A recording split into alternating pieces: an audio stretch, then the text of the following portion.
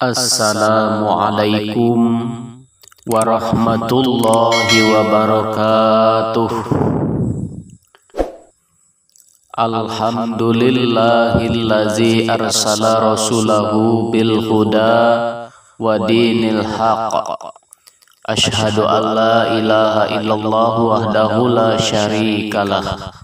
Lahul mulku wa lahul hamdu yuhyi wa yumitu wa huwa ala kulli syai'in qadir. Wa asyhadu anna Muhammadan abduhu wa rasuluh allazi ba'asyahu bil haqqi bi iznihi sirajan munira. Allahumma salli wa sallim ala abdika wa rasulika Muhammad mahbuban jami'al khalqi rahmatan lil alamin wa syafi'an lil mu'minin. Ittaqullah faqala ta'ala ya ayyuhallazina amanu taqullaha haqqa tuqatih wa la tamutunna illa wa antum muslimun. Sadaqallahu maulanal azim. Alhamdulillah, dengan segala kemampuan yang kita miliki, kita bersyukur kepada Allah yang Maha Pengasih dan yang Maha Penyayang. Berkah kasih sayang Allah sehingga kita dapat bermunajat duduk bersama dalam mengharapkan kasih sayang Allah Subhanahu wa ta'ala. Kemudian salawat dan salam semoga selalu tercurahkan kepada baginda kita Nabi Muhammad sallallahu alaihi wasallam. Allahumma salli ala Sayyidina Muhammad wa ala ali Sayyidina Muhammad. Selaku khatib, saya mengajak kepada diri saya sendiri dan juga kepada seluruh jemaah Jumat untuk selalu bertakwa kepada Allah Subhanahu wa ta'ala.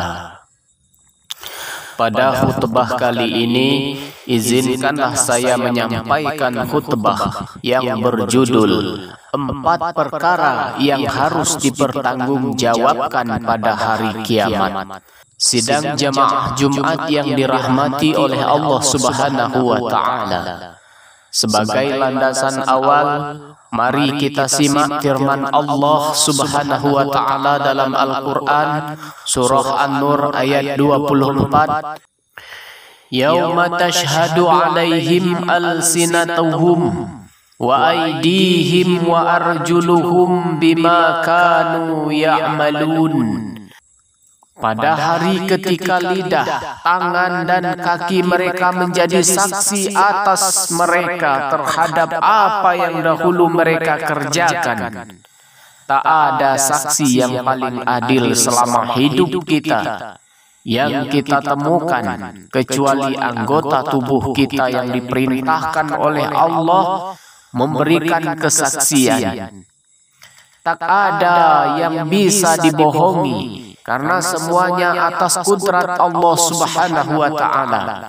Rasulullah sallallahu alaihi wasallam sudah mengingatkan umat manusia sejak zaman dahulu mengenai 4 perkara yang harus dipertanggungjawabkan pada hari kiamat nanti. Sebagaimana dijelaskan di dalam hadis yang diriwayatkan oleh Ibnu Hibban dan At-Tirmizi. Bismillahirrahmanirrahim. La tazulu qadama abdi yawmal qiyamati hatta yas'ala an arba'in. Kedua kaki seseorang hamba tidaklah beranjak dari tempat hisabnya pada hari kiamat hingga ia ditanya mengenai 4 hal. An umrihi fima abnahu. Pertama, dari umurnya untuk apakah ia habiskan. Wa an jasadihi fima ablah. Dan kedua, dari jasadnya untuk apakah ia gunakan.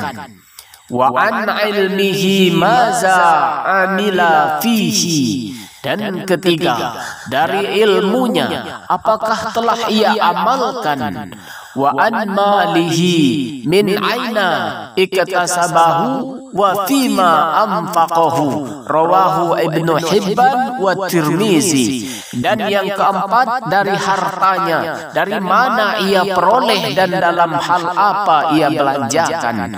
Hadis riwayat Ibnu Hibban dan Tirmizi. Sidang jemaah Jumat yang dirahmati oleh Allah Subhanahu wa taala. 4 perkara yang harus dipertanggungjawabkan tersebut. Perkara pertama adalah umur kita. Sejak kita menginjak usia balik, seluruh apa yang kita yakini, apa yang kita ucapkan, dan apa yang kita perbuat akan kita pertanggungjawabkan kelak di akhirat. Jika kita telah melakukan seluruh kewajiban dan menjauhkan diri kita dari semua yang diharamkan, maka kita akan selamat dan bahagia. Sebaliknya, jika kita tidak, maka kita akan binasa dan merana. Perkara yang kedua yang akan ditanya pada hari kiamat adalah soal jasad kita. Jika seluruh anggota badan kita gunakan untuk berbuat taat kepada Allah, maka kita akan senang dan beruntung. Sebaliknya, jika kita menggunakan untuk bermaksiat kepada Allah, maka kita akan merugi dan buntung. Perkara yang ketiga yang akan ditanyakan kepada kita adalah soal ilmu kita. Kita akan ditanya apakah kita telah mempelajari bagian ilmu agama yang wajib kita pelajari. Kita telah mempelajari ilmu agama, apakah sudah kita amalkan atau tidak? Ada yang fardu kifayah dan ada yang fardu ain. Dalam sebuah hadis dijelaskan, wailul liman la ya'lamu wa wailul liman alima summa la ya'malu. Sesungguhnya sangat celaka orang yang tidak belajar ilmu agama yang fardu ain, dan sungguh sangat celaka orang yang mempelajarinya tapi tidak mengamalkannya. Sidang jemaah Jumat yang dirahmati oleh Allah Subhanahu wa taala. Perkara yang keempat yang akan ditanyakan kepada kita adalah soal harta. Dari mana kita memperoleh harta dan untuk apa kita belanjakan. Dalam masalah harta ini, manusia menjadi 3 golongan. 2 golongan celaka dan 1 golongan yang selamat. 2 golongan hartawan yang celaka di akhirat adalah mereka yang mengumpulkan harta dengan cara yang haram atau dari sumber yang haram, dan mereka yang mengumpulkan harta dengan cara yang halal tetapi membelanjakannya untuk hal-hal yang diharamkan. Golongan harta.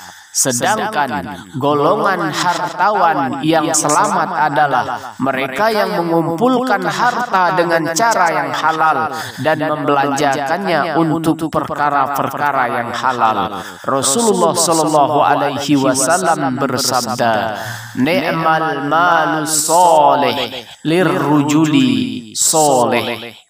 Rawahu Ahmad. Sebaik-baiknya harta adalah harta milik orang yang soleh. Hadis riwayat Ahmad. Sebab orang yang soleh akan mencari harta dengan cara yang halal dan membelanjakannya untuk hal-hal yang dihalalkan oleh Allah Subhanahu wa taala.